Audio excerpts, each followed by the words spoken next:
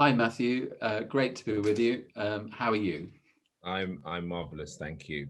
Good to Oh, be here. good.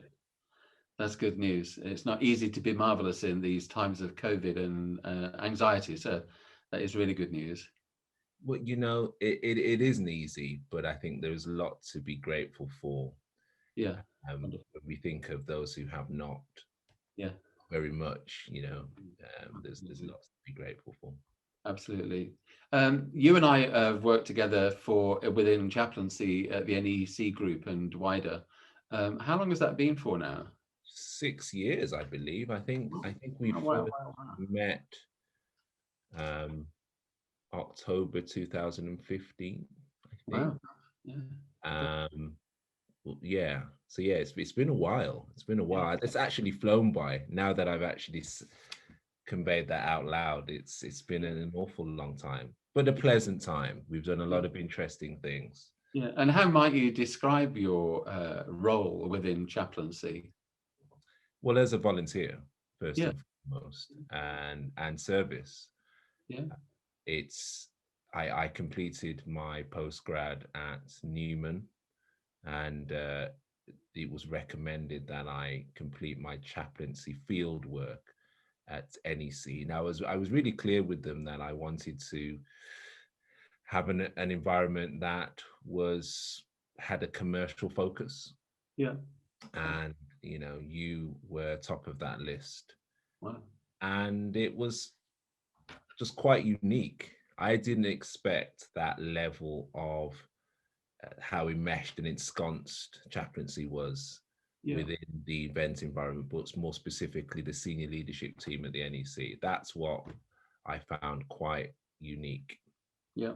And the care and the love of members of staff team and visitors is true and authentic.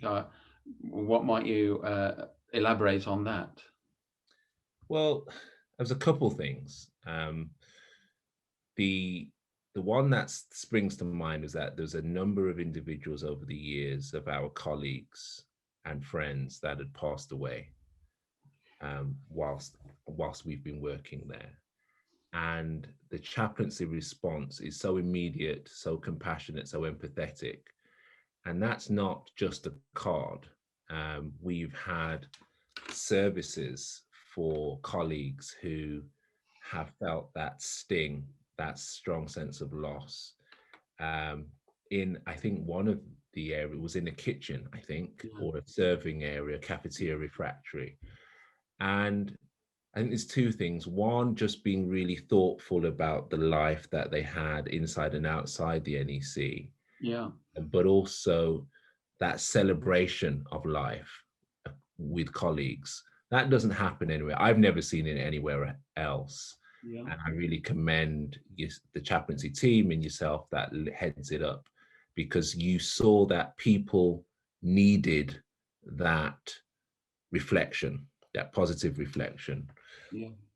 Thank you, Matthew. I think the time in the kitchen, something like 75 people came to that gathering because they couldn't leave the front line, as it were. They couldn't leave the event because they were running the event for tens of thousands of people. And I think, if I remember correctly, it was for a Muslim lady. Mm. And her friends and partners and family asked us to be deliberately creative and responding to that tragedy. Yeah. It's good to remember that, especially in times of COVID, that where chaplaincy is for the whole people of God, whatever faith, or even if people express they don't have a faith. When we last met, I'm mindful that we were surrounded by something like 18,000 people at the big arena in Birmingham, and on a, Chanting the voice, I think they were chanting your name, I think. and you, there's a photograph going to be shown with this video where you were wearing a green ribbon. We were all wearing green ribbons. Might you just remind us why we were wearing green ribbons? Sure. Yeah. Well, if I remember correctly, it was mental health awareness, and was it the Ariana Grande concert, Yes, yes, which um, it was an honor to be there. And I think you had some of your most consistent and trusted colleagues alongside you. But being there for the first time, Grande returned to the arena for the first time after the Manchester bombing. It was such an emotional occasion for so many of the young supporters and fans.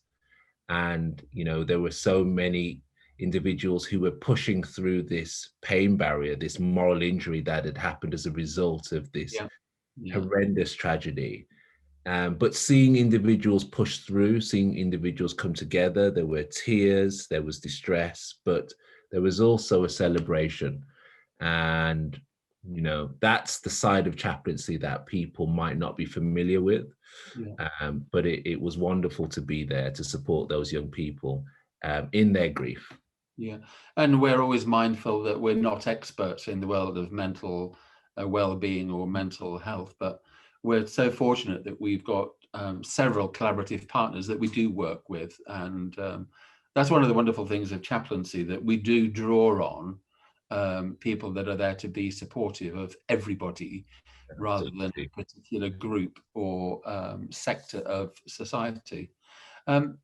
With bearing in mind we met with 18,000 people and now we can't meet at all. Yes. I just wonder, from your perspective, what is the NEC now doing to stay in touch with its members of staff, of which there are thousands, and particularly those who have been hit by COVID in their family and personal networks? Well, what is impressive about chaplaincy at the NEC is we're offering the same spirit of support and service. And what chaplaincy represents in the NEC is making ourselves available. And so, yes, we can't be there in a face-to-face, but we can be using these platforms to build those connections, to stay in touch, to remain visible, to articulate that we care and we're there even if we can't physically touch each other. Yeah, and we've been on several Zoom meetings with HR teams and the wellbeing ambassadors. People might not know, but at the NEC, there, pre-COVID, there were 48 wellbeing ambassadors that networked all the way across the business, and included people like you and me and Sue and Sharon and many other chaplains to be supportive. And it wasn't a polite business to business invitation. It was a heartfelt, relational, intentional invitation to be at those events. Would you recommend chaplaincy to other people as a ministry in a lay capacity or an ordained capacity? Absolutely. I recommend it to everybody to try and carve out the time.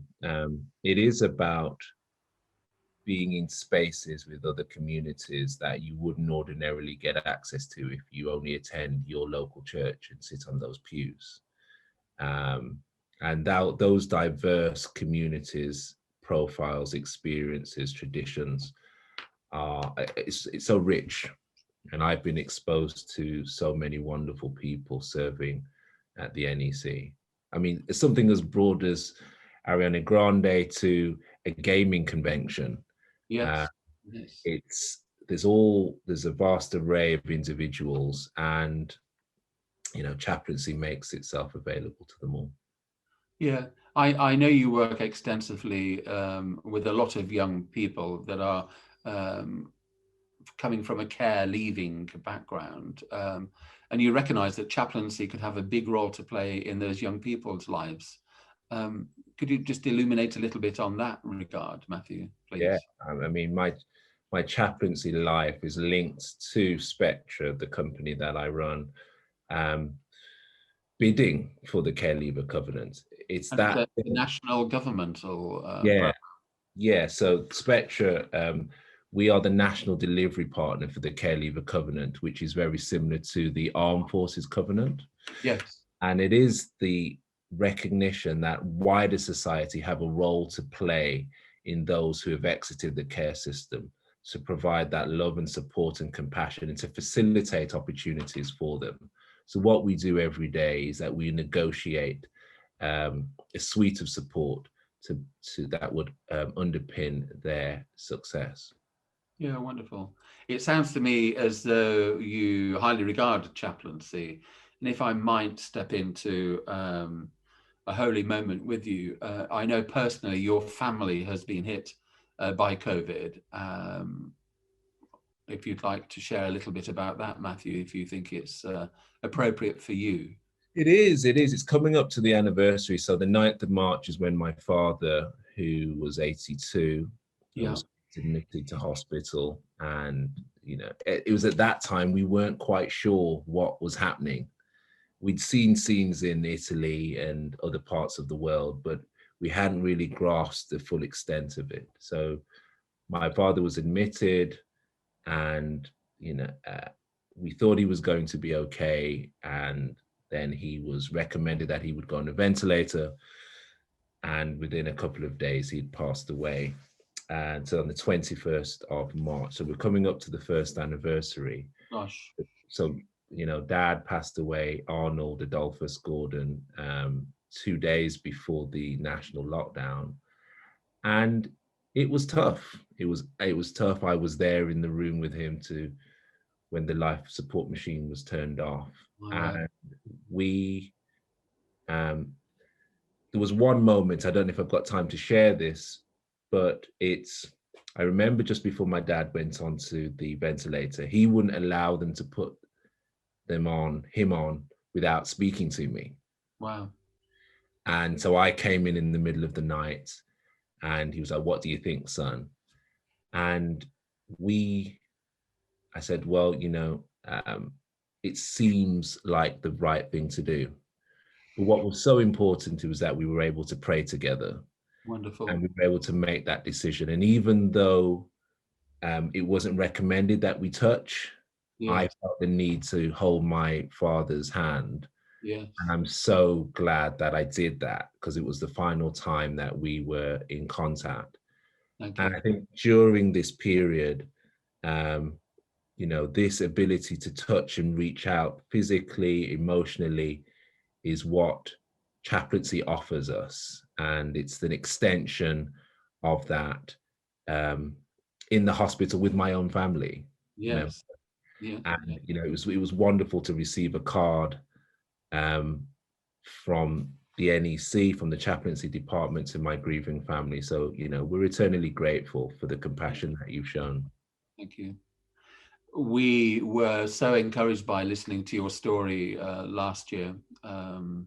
It's a profound personal story, but chaplaincy is a profound personal ministry. And through listening to your encounter with hospital staff and surgeons and nurses at the QE, the Queen Elizabeth in Birmingham, it's been a real pleasure, privilege to send cards to every chaplaincy unit in the wider West Midlands, to every hospital, to every chaplaincy, because we know they're in a tough place, and there's a lot of stress and anxiety in those settings, as there is in the wider public sphere. And I think our encounter continuing through COVID will be helpful to us, because people that we encounter after COVID or post-COVID, God willing, they'll realize that we didn't step aside, we stayed with them through that painful. And such simple things as a card offers people the possibility to